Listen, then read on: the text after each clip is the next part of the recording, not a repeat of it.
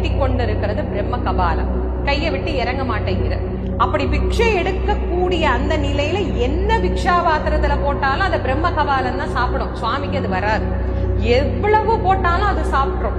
இப்படி இருக்கிற போது அங்காளி இடத்திலே வந்து பவதே பிக்ஷாந்தேகி என்று கையேந்தி நிற்கின்ற அந்த நேரத்தில் அவர் 3 கவள உணவை தயார் செய்து வச்சிருக்கிறார். அதாவது 3 உருண்டையா அந்த சாதத்தை தயார் பண்ணி வச்சிருக்கிறார். அந்த உணவுல முதல் உருண்டையை வச்சார், கபாலம் சாப்பிடுச்சு. 2வது உருண்டையை வச்சார், கபாலம் சாப்பிடுச்சு.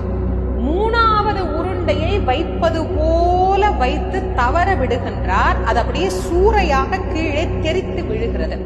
அப்படி தெரித்து விழுகின்ற போது அந்த உணவின் மீது இருந்த நாட்டத்துல இந்த பிரம்ம கபாலம் என்ன பண்ணுது, சட்டுன்னு கையிலிருந்து கீழே இறங்கி அந்த உணவை நாடி செல்லுகின்றது. அந்த நேரத்தில் சிவபெருமான் அங்கிருந்து